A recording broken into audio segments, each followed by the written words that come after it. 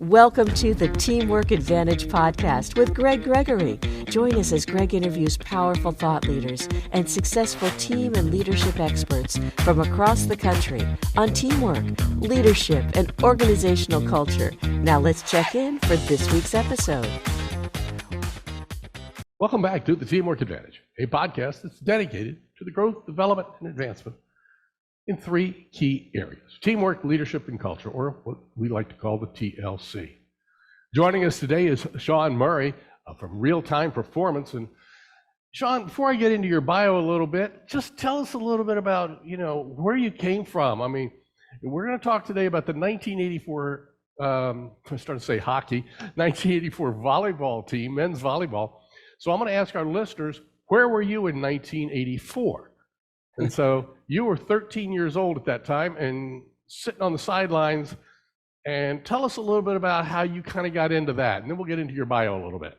Sure. Thanks, Greg. Really glad to be on the show. And that was an exciting time for me in my life. It was an exciting time in the United States and in Los Angeles because the United States was hosting an Olympics that year in Los Angeles. And I was there. I was in the stands in the Long Beach Arena the summer of 1984 as the USA men's volleyball team was working its way through a bracket and a tournament on its way on a quest really for a gold medal, their first ever gold medal. And I was in the stands because my father was the team psychologist for this team. He was involved in helping the team become a team.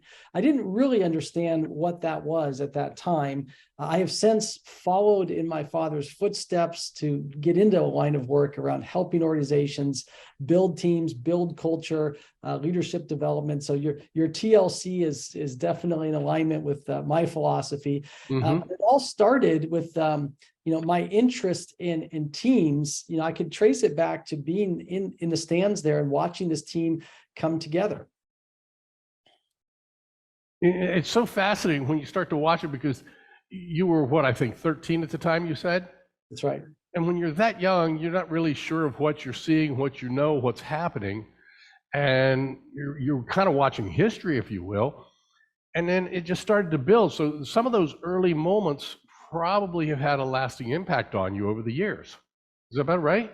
Definitely. And when you're at that age, my mindset, my thought was, well, the best players win. So the United States must have the best players because the US, full spoiler alert, they win the gold medal in 84. And I figured, well, they have the most talent, and there was a lot of talent on that team. And so when I think back of my journey and where I started, it's interesting how, my understanding of what makes a great team and what brings out and unleashes and unlocks the potential of a team is not necessarily talent. Talent is good to have. Talent is important to have. You need to have talent if you want to be a champion. But what I've learned to separate the best from the best, to become a champion, to become a dynasty, it's something more than talent, because every good team has talent. You look at the NFL. At that level, they've got to have talent. You got to have talent. So what's it going to be? What's the X factor, Greg, that's going to lift you above the other teams? And what I've learned through the years and in researching this book, it's how you work together. It's the culture. It's the team dynamics. And that's been a fascinating evolution for me in my thought and in my work. Well, let's get into a little bit about who you really are along these lines.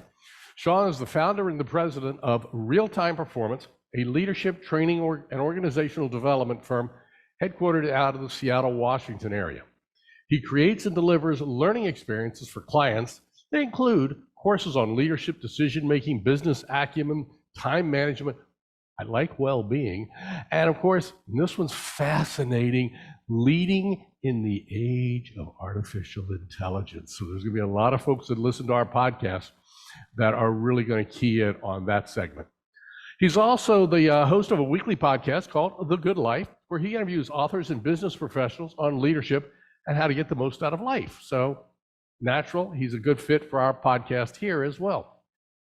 He writes regularly for his blog, Real Time Performance, and publishes a bi-weekly newsletter, Murray on Leadership. He's also co-authored the 5 A's framework, getting more from your investment in training. And that's so key, because so many people do a training and think it's just going to happen and it's work, but how do you get more out of it? Today he's going to talk to us about his book, though, If Gold is Our Destiny. You know, when you think about that, I really love the subtitle, how a team of Mavericks, okay, I think that's so key, come together for Olympic glory. So, Sean, let's get back into this a little bit. Where did the idea for the book come about? Because it's a long way from the time you were 13 to where you are today. Well, about 5 years ago, my wife gave me a book, was recommended to her, and she thought I would like it, called Boys in the Boat. And Boys in the Boat, if you're not familiar, is a best-selling book, but it's about the 1936 American crew team that went on to the Olympics in Berlin, the so-called Nazi Olympics, and won a gold medal, an amazing, improbable victory over the German boat, over the English boat, the British boat, and this kind of ragtag group of Mavericks back then somehow pulled it together and became kind of the ultimate team inside this crew, this school, and really won a gold medal. And so I read this book and I was just really inspired by the team and what they accomplished, how they did it, which got me thinking, you know, I like to use sports analogies in my work and how I teach leadership and culture, and people love to learn through stories. They remember stories, right? It's narrative. Absolutely. Back to. And so I thought I'd like to write a book and maybe study a team similar to what was done with the Boys in the Boat. And I was thinking back, well, what could I write about? And that's when it hit me. Okay, I had a front row seat to this team that won gold. I also had some inside information because my father was the team psychologist. I knew and still know the coach, Doug Beal. So I called Doug Beal up. I said, Doug, I'm thinking about writing a book about the 1984 team that you coached to a gold medal. What do you think? What do you think about that team? Is it worthy of writing a book? And he started to tell me more about their story, stuff I did not know when I was 13. And, you know, for example, they ended up going on an outward bound, a 3-week outward bound course as part of their training, which I'm sure we'll talk about. So some of these elements to the story, I thought, you know, I think there really is something there. And that's how I embarked and kind of launched me into writing the book. It took a while, but that just came out last July. And so that's how I got started. And I learned a lot along the way, Greg. Well, it's fascinating when you start to look at the way teams develop. And earlier you said that it's not always about the best players. And I had the privilege a few years ago to sit on an airplane next to Jerry Colangelo, who was the head of USA Basketball. And we talked for 2 hours about this very topic and the fact that it's not the best players. You know, it's the people that have the best chemistry. So it's not the best players, it's the right players that fit with the chemistry so that cog can really run. And that sounds like what you're talking about here. Yeah. And I've got a saying around that it's not who's on the team, it's how they play together. Yes. I think Jerry Colangelo is an excellent example because USA Basketball has a history of pulling together all-stars, sending them to the Olympics and blowing it. You know, and you're thinking we have the best talent. How do we not win a gold medal every single 4 years? And, you know, it becomes obvious if you're aficionado of basketball or a fan and you're watching a game and you just see there's no chemistry sometimes when they put these teams together. You know, there's too much individuality. You know, one thing about a winning team, a team that's really working together, individuals put the success of the team above themselves. Yes. That's a very important step that has to happen. You can't dictate it. You can't sit in the locker room as a coach and say, you got to put your individual success, subsume your ego and put the team success above your individual success. You can say that till you're blue in the face as a coach. It's really got to come about through the interactions, through the dynamics, through how people treat each other, you know, belief in each other. And it takes time. You can't just throw some people together. So I think that's a great example and something I definitely observed and learned in writing the book about the '84 volleyball team.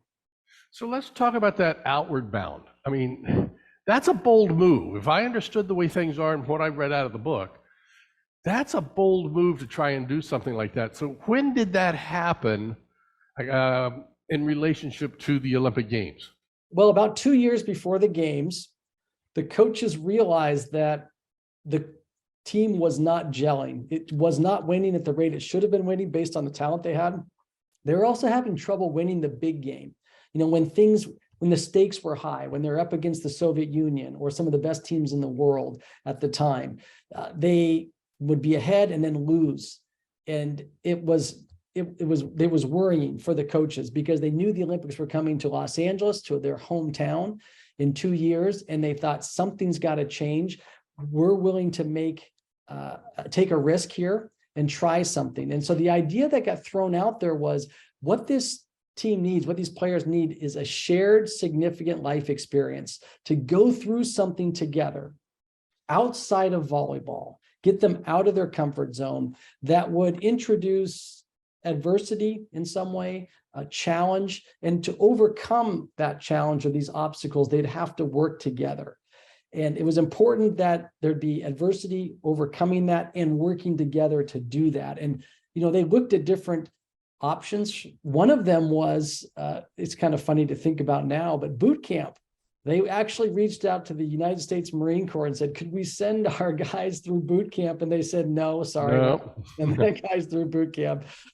So they ended up with this organization called Outward Bound, that's what they do. They take groups and they send them into they create experiences. And so the course was custom designed for the USA Volleyball. It was 3 weeks in winter, up and over the Abajo Mountains and into the Canyonlands area of Canyonlands National Park in Southeast Utah. It was 3 weeks. It was, they got up and over 11,000 feet. They were snowshoeing, carrying 70-pound packs. They hiked over 100 miles. I mean, this was a rigorous course that demanded that they work together. They were really reliant on each other to survive out there.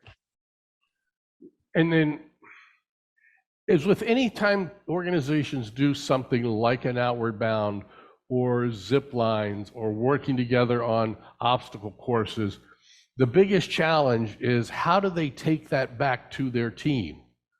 So do you have studies on what they were able to do during that 3-week Outward Bound course and what they were able to bring back and how they did that? Yeah, well, in researching the book, what I found fascinating is I really got to understand at a detailed level what they did on Outward Bound that translated to results on the court. So let me give you some examples. Okay. First of all, they're snowshoeing, and it's deep snow this time of year. Okay, so they imagine these guys, they're not small individuals, Greg.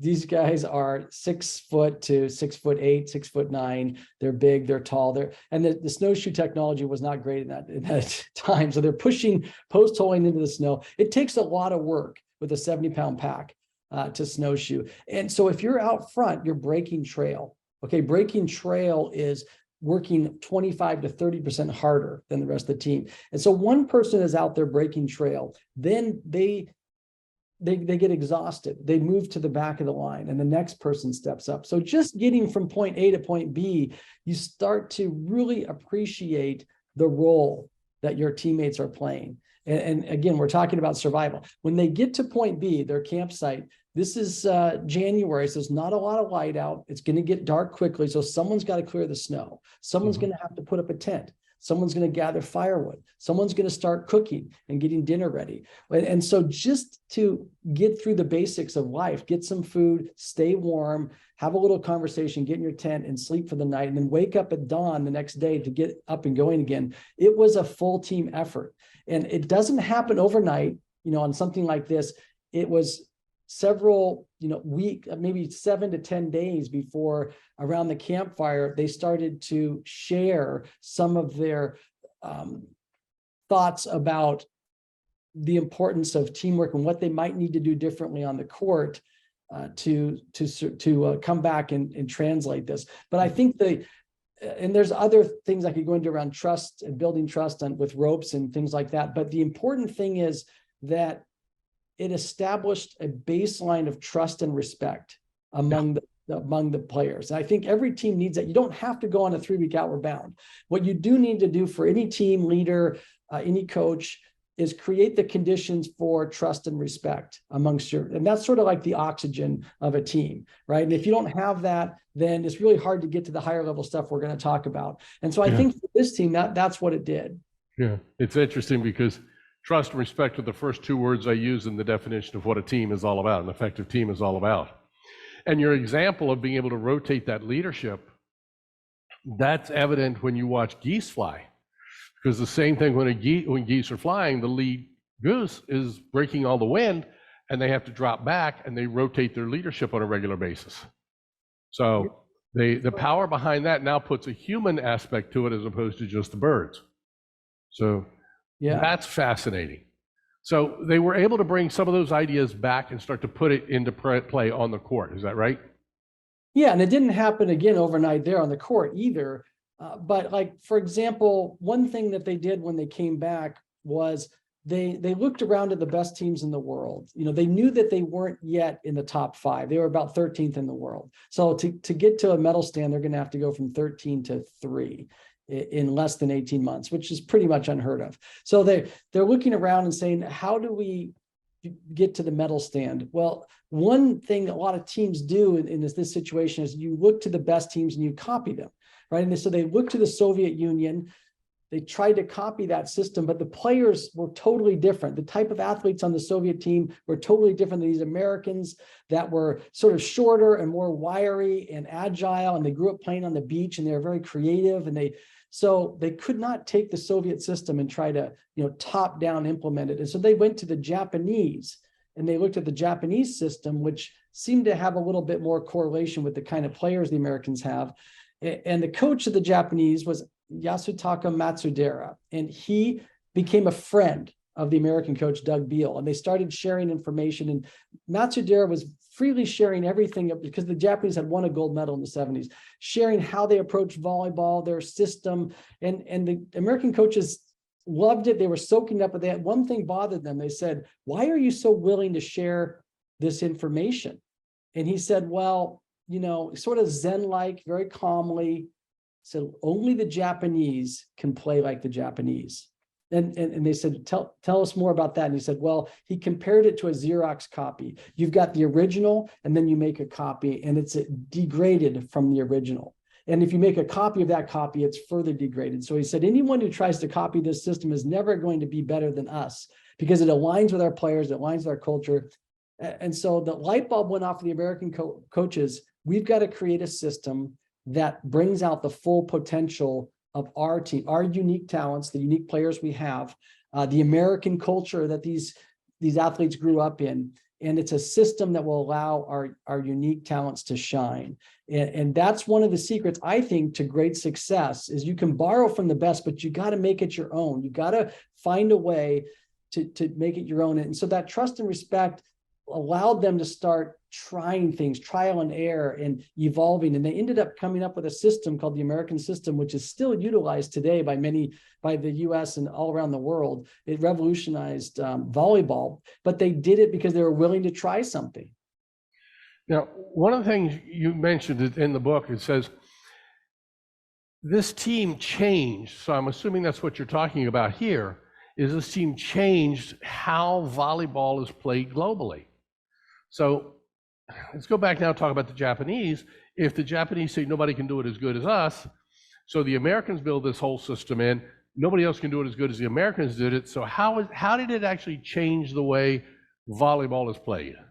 Well, I think, like, without getting into too much of the weeds, the biggest thing that they did that was different was differentiation of the players. And so before this team, there were a lot of generalists out on the court. There were a lot of players that could do a lot of things well. And that was in most of the systems and offenses and defenses in volleyball, they utilized this idea of a generalist. But what the US did was they developed a system around specialization where certain players specialized in certain skills. And then they created a system that utilized that to its greatest extent, right? So individuals could then excel at what they were doing well. And so, I think the US took that American system. Now other countries have sort of taken that that massive shift and applied their own twist to it and been very successful, but they're still building off of some of the great ideas and the evolutionary work that this team did coming out of Outward Bound. That's fascinating because, and I may be off on this because I skimmed different parts of the book, but one of my favorite chapters in the book that I skimmed into and I really liked was the breaking point, okay, which is your chapter 11. So was Outward Bound part of the breaking point? Absolutely. Yeah. The breaking point is a point in the development of this team where it was about halfway through Outward Bound. And what happened was one of the players who was one of the top 2 players on the team, Dusty Dvorak, he was a world-class setter. You might compare him to a quarterback in football. Okay. The setter is like a quarterback. So imagine the quarterback of the team, and he's on Outward Bound and he's not buying in to all this team stuff on Outward Bound. And he went to the coaches. There happened to be a resupply pickup truck that made its way through back roads into this remote area in Utah to resupply the players. And he realized that that truck had to get back to civilization. And so he decided that he was going to take a trip, hitchhike it, or just get one of the extra seats on that, get a ride out of the wilderness. And he told the he was fed up with this Outward Bound snow cold stuff. He liked the beach. I'm done. And so the coaches said, okay, Dusty, you don't have to be here. We're not forcing you to be here. This is something we all committed to do as a team. You're free to go. But when you come back, when we're back in San Diego, there's no guarantee that you're going to be back on this team. All right. So we're committing to doing this together. And that's a very courageous move. We're talking about one of the best players on the team and someone that most people would say, well, you're not going to win a gold medal without Dusty Dvorak. So Dusty thinks about it and he talks to the coaches and he talks to the team psychologist and what he decided. By the way, the team psychologist was your dad? Well, there's actually 2. I wish I could say that, but there's actually 2 team psychologists. There was Chuck Johnson and my dad, and they were going back and forth. And somehow my dad got out of the Outward Bound part and did the trip to Japan. But anyway, Dusty decided that, I could come back. I could leave now. He had a feeling that Doug would probably invite him back on the team because he was so good. He was almost untouchable. He was so good. He knew that, but he also knew that he would never have the trust and respect of his teammates if he came back. If he left now and didn't finish Outward Bound, he wouldn't have the rapport that he would need with his teammates to be the talented setter that he was. And so he decided, you know what, I'm going to stay. And that was a gelling moment. That's why I called that chapter, titled it The Breaking Point, because it brought together a lot of the themes of what the coaches were trying to do, got them committed, and all of a sudden now they're moving in the same direction. And that's key because he had to build the trust because he knew that they would probably breach it. And we all know that if you breach trust, you can rebuild it, but it's awfully hard to do so. So did the other players know that he was thinking about bolting? They did. Yes, they knew. He'd been talking about it. He said he let the other players know, and then he went to tell the coach. And the coaches, one other requirement they asked of Dusty, they said, look, Dusty, you can leave. We just asked one thing. Before you leave, please get in front of the players and tell them why you're leaving. You've got to tell them why you're going to take this truck, get a ride out on this truck. And I think that was was a brilliant move. That's a guilt trip and a half. It was a brilliant move because, that's when Dusty realized, how can I get in front of these guys and tell them and then come back and be their quarterback, be their setter, lead them to a gold medal. It really wasn't possible. And then Dusty, what it ended up doing was really committing.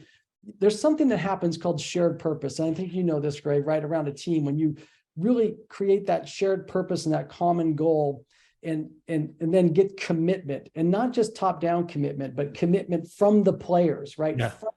From the team itself. And that is often the thing that separates, the great teams, is the leadership emerges from the players. And that was the beginning of it. Yeah. So they had to build the trust. They had to go through some communication challenges. I'm sure there were times, especially on the Outward Bound trip, where they were, let's just say, less than friendly towards each other. Yes. So, there's some conflict going on, but when they come back from that conflict, they can get full commitment because they felt like everybody was listened to at that point. So that starts to try and pull this all together. Yeah, the people feel listened to, they understand what their role is, and everyone respects that role. Your role may not be a starter. It may be to come in at certain points, but you have equal respect, and everyone understands and accepts the role that they're being asked to play to contribute to team success. Right. I'll give you one quick example. There was a player named Mark Waldy. And Mark Waldy, before they developed the American system, was one of the starters and had a lot of time on the court because he was more of a generalist player. He was pretty good at everything. When they moved to this American system that required and relied on more specialization, he didn't have as much playing time. But he realized the team was a lot better. And so one of the things that he had to accept was the team is better. My new role in making this team successful is less high profile, is more limited, but we're a better team. And he was able to be the flexor, if you will. Yeah, he was able to do that. Not everyone can do that, but there was something about this team that the players accepted that role. That's why I have the Mavericks in the title. They had to come together. They were Mavericks. A lot of them learned how to play on the beach. And when you play on the beach, it's just 2-on-2. It's a little bit more about you and your teammate and just ego driven. 6-on-6 indoor was a different thing, and they had to make that mental pivot. So when they get to this point and they start to realize this, how much longer after they came back from the Outward Bound before they really started to, and I'm going to use the term that I think you used earlier, gel? Mm-hmm. Well, Outward Bound was January of 1983. Okay, the Olympics were late July, early August of 84. So we're looking at about 18 months there. It took, when they came back from Outward Bound, they started experimenting with these different ways of playing volleyball and coming up with this American system. They didn't call it that at the time. They were just trying different things out. That was a good 6 to 8 months of working through this stuff. But as they got better and they solidified their approach, they started winning at a higher pace, higher percentage than they'd ever won before. So as they rolled into 1984, 1 year after Outward Bound, they were becoming, I would say, a top 5, top 4 team in the world. As they approached the Olympics, they won. Well, they went to the Soviet Union in May to play the Soviets a few months before the Olympics, because everyone thought at this point they could see how good the Americans were getting. They knew the Soviets were good. The Soviets were as good at volleyball as they were at hockey in 1980. Okay, so they'd won the gold medal, they'd won the world championships. So this was the dominant team in the world, and the Americans went to the Soviet Union, actually to today's Ukraine, and they beat the Soviets on Russian soil 4 games in a row in May. Wow. And at the end of those, during those games, I think it was during the first game, shortly after the game, there was announced that the Soviets wouldn't be boycotting the LA Olympics. So we didn't actually get this kind of titanic clash between the US and the Soviet Union on 84 like we did in hockey in 80. But this team did go and beat the best team in the world on their home soil. On their own soil. Yeah, which is a big deal. It was a really big deal. Well, and the interesting part is they beat them, whereas in the 1980 hockey team, the U.S. hockey team got obliterated weeks before. The Russians just obliterated them. I think it was 11-1 or something. So It was so interesting how that starts to come together, and they started to believe, if you would. Yes. Yeah. Yeah, they started to believe that they could do it. Belief is so important in the confidence of a team, and then believing in each other. Mm-hmm. One of the things they did after Outward Bound that my father led was they had a series of meetings where they worked out what we would basically team norms or principles or ground rules. How are we going to work together? They realized it was how they worked together was going to be the X factor. So they decided to talk about in these meetings, these facilitated discussions, how do we want to communicate on the court? How do we want to provide feedback to each other during practice? How do we want to provide feedback to the coaches? How do we want the coaches to provide feedback to us? What are we willing to do to commit to showing up at practice? Are we going to be there early? Are we going to be hungover? Are we going to be there on time? So they started to work through these team principles and ground rules and making them explicit and writing them down. And one of them really fascinated me, Greg, because the one that stood out for me was someone said, hey, how are we going to treat each other when someone on our team makes a mistake? And you see it all the time in sports. And in volleyball, that you go to dig the ball, and instead of passing it to your teammate, it goes off into the crowd, right? It goes off into the bleachers. What are you going to? So they said, the dirty looks aren't helping, because that was how they dealt with it before. They'd turn and look at that guy with that look and say, "What are you doing? Get your stuff together." And they said, that's not helping. We've got to support each other. Say, you're going to get it next time. We've got this. And they actually, and a lot of this stuff is kind of how sports works today, but it wasn't working like that at the time. When you watch a volleyball game today or a volleyball match, after every point, the team comes together. You see this in women's volleyball and men's volleyball. Yes. They all come together, they have a huddle, and then they break. If you go back and watch the 84 team, the one that I was 13 years old, they didn't do that back then. They were still trying to figure out how they were going to, work as a team. So they talked about it. We started the podcast talking about it's how you work together. That's the difference. Well, you got to figure that out. It's not top down. The players have to figure out how they want to do it that works in their culture. Yeah, and it's about building the culture all the way through, and that's the strength in that. Back on what you were talking about earlier with the player who was more of a generalist. In baseball, the player that has the longest lifespan in the major leagues is the utility player, because his ability to pull into all those different positions. Is it kind of the same thing in the volleyball? Does that generalist then have that ability to kind of just observe and see, and do they have a little bit longer life with the team? Yeah, that's a good question. I'm not enough of an expert in volleyball to know today that answer, but you bring up a really good point, because there is something in baseball. They often call that person the glue guy. Have you heard that term? Yes, absolutely. Those guys that stick around because they're generalists in baseball, they're also generally great leaders. They're wonderful people to have in the clubhouse.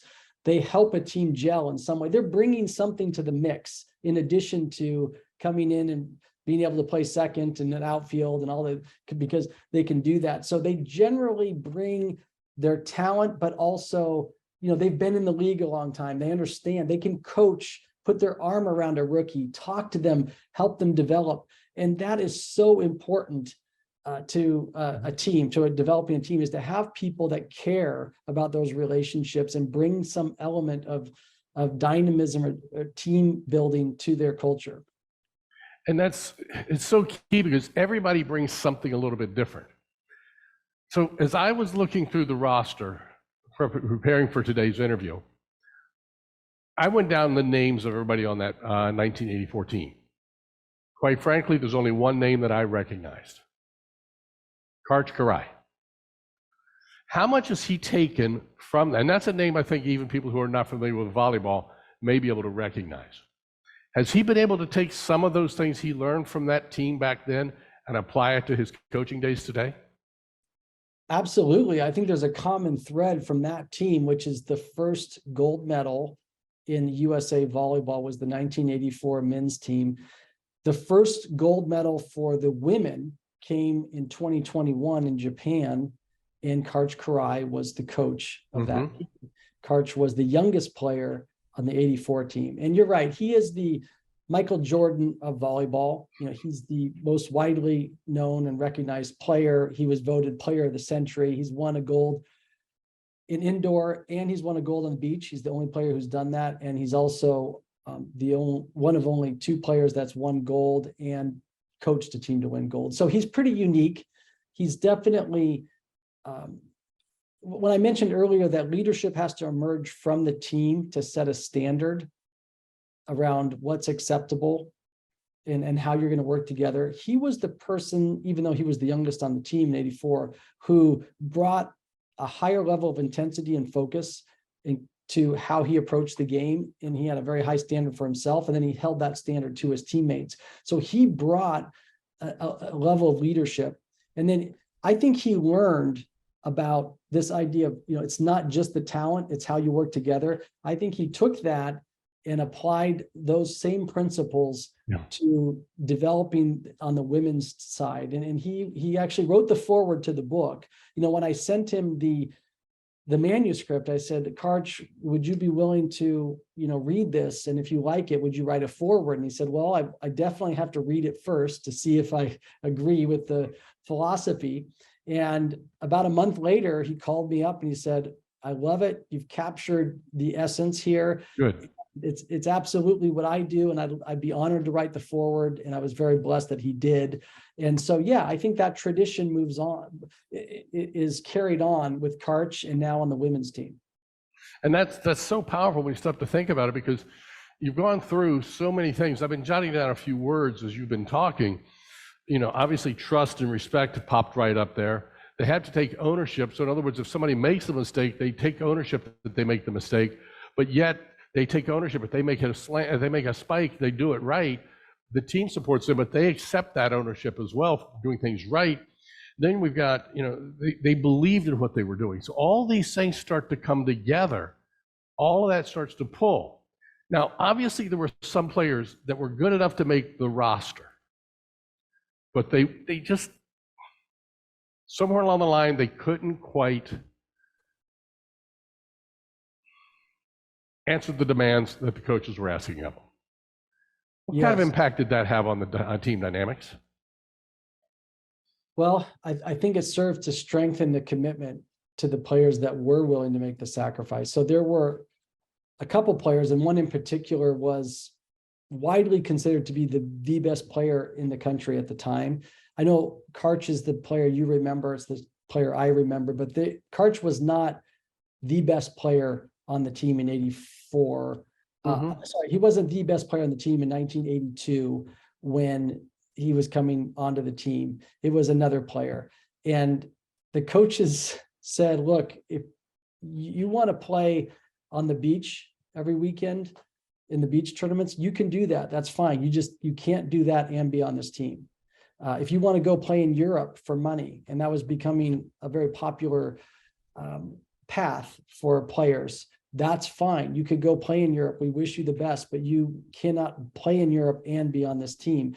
And so the coaches were requiring a level of commitment. Not everyone was willing to make the commitment, even though they were very, very good. They sort of opted themselves out. And what that did, I think, was it served to strengthen the commitment of those that were there. If the coaches were willing to go with the players that were committed, even if some had maybe more talent, they went with the players that were committed, and that ended up being, the team actually got better. The team actually got better with having some of those highly talented players leave, because now everyone's very aligned around this shared common purpose and goal. Exactly, because they have the same mission, they have the same passion for the mission to do what they need to do. And that mission does not mean the mission statement, it means the mission for what they want to do as the team, and focus in on that. Those are so powerful words to start to come together. And so let's, another spoiler alert, I guess. In 1988, they went on and won the gold again. Yes, and that time they were playing against the Soviet Union, and that's what as an epic match. They won in Seoul against the Soviets, and that really solidified the legacy of this team. Mm-hmm. So how many of those players, was it the same team that came back 4 years later? It was a large number. I don't know off the top of my head exactly the percentage, but Karj Karai was by that time the leader of the team by 88. A lot of the Steve Timmons was sort of like if the best hitter, the outside hitter on that team that everyone remembers. So I'm thinking 70-80% of the team from 84 went on to win gold in 88. It was basically the same team. And they followed the same philosophies and the principles, as we've already talked about, that have really solidified the way the game is played today in the US, but even beyond. Yeah, a different coach came in, Marv Dunphy, who was a protege of Doug Beal, and Marv was the coach from 84 to 88. But essentially it was the same principles, team principles, emergent leadership. My father and his partner Chuck Johnson were still involved as team psychologists. There was a lot of continuity from 84 through 88. What you just said is something businesses can learn from, I think, so greatly. So often an organization starts to make the turn and starts to get better. And then there's a change in leadership and the new person comes in and says, no, we're changing everything. And they fall apart. The fact that another regime came in and still upheld what was being done, that solidifies the strength of a team, which creates the culture. Am I on the right page there? Yeah, it was one of those cases where the leadership coming in was building off of the foundation of what they were gifted when they arrived, as opposed to tearing down and trying to rebuild in some new direction. So let's try and take this away from sports. And I'm like you, I love the sports analogy in business. One of my favorite books was a combination book written by Don Shula and Ken Blanchard called Everyone's a Coach. And I love the analogies, the way they pulled all that together.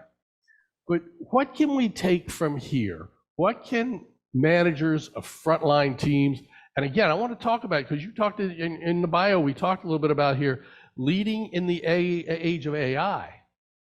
So can we tie some of this to the AI aspect of things?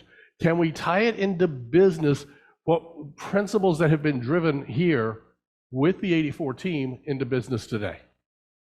Absolutely. I mean, and to kind of keep with the AI theme a little bit, since we talked about that in the intro, artificial intelligence is going to make more and more decisions for organizations in the future, the kinds of decisions that are best made by analytical, crunching numbers, making decisions quickly and using probabilities and things like that. That's going to get better and better, the AI. And so there's going to be decisions that are made by AI in the future, which sort of begs the question, well, what are leaders going to do? And the answer to that is they're going to be doing more of the coaching, more of the creative elements, all the elements that make us human, that are our human essence, are going to become more important in the age of AI. So being able to unleash a team's potential through creativity and innovation. AI might be good at executing a strategy. It's not going to tell you what your strategy should be or what business you should be in. These are going to be things that humans do. And so a lot of the best practices I pull from this team apply to how we can optimally build cultures and build teams at work. Establishing team principles and guidelines, developing a shared purpose and a common mission, asking people to commit to the success of the team, understanding their role, respecting each other's roles. All of these apply to building a high-performing team in the business world. And that's absolutely the key. I could go on with this for hours. I mean, there's no doubt about it. We've been on here for more than my usual length on a podcast. It's just fascinating. When I get into this, I really get excited about recognizing it and everything else. Hopefully we can get you back on here talking a little bit more about the business sides of things in a few months. Would you be open to doing that? Oh yeah, this has been a fabulous conversation. I really enjoyed it. I can see we've got some alignment around, how we like to approach teams, and it's an endless subject to kind of dive into. Oh yeah. I think Patrick Lencioni says it. He says, teamwork is not difficult. It's just challenging and continuous. So you can't do it one day. You can't have a workshop and have everything work together just right. It's not going to happen. So, and by the way, we just recently had somebody on, tying to your last point, we just recently had a guest on the podcast who talked about complicated versus complex. And leaders focus on complex, where frontline tends to work on complicated. The AI sounds like it can do the complicated, but it can't do the complex. So yeah, that would be a good tag one for folks that are listening right now. That would be one you want to go back and pick up on. Complex versus complicated. So again, Sean, it has been absolutely enjoyable to have you on board here with us with the podcast. If people need to reach out to you, what's the best way for them to find you? Well, realtimeperformance.com is my website. You can find my contact information there. I'm also on Twitter at Sean P. Murray 111.com, or that's my Twitter address. So, yep. And you can find all that at my website. Also links to my podcast, and the book is on Amazon or anywhere you can buy a book online. It's If Gold is Our Destiny: How a Team of Mavericks Came Together for Olympic Glory. I love it. If Gold is Our Destiny is the title of the book. Folks, go out and pick that one up right away. You're not going to want to miss this and be able to figure out how you can use it for your teams. Sean, once again, thank you very much for joining us. Folks, we've been downloaded in 59 countries now. We're getting ready to go into our 6th season on the Teamwork Advantage. So go back, pick up some old episodes. If you're new to joining us here on the podcast, we've got a lot of great people that we've interviewed. But our philosophy is simple. Once a week with the Teamwork Advantage, you get ideas from our guests that they have shared with you, and skills and ideas that you can implement right away. And not just at work, but at home as well. Until next week, remember, having a good day is just being average. When you listen to the Teamwork Advantage, you're not average. So go make today and every day excellent and exceptional. Take care. Bye-bye. You've been listening to the Teamwork Advantage with Greg Gregory. Be sure to like, subscribe, and activate the bell icon to be notified of future episodes. To learn more about how Greg can help your organization develop a powerful winning culture, visit TeamsRock.com. That's TeamsRock.com.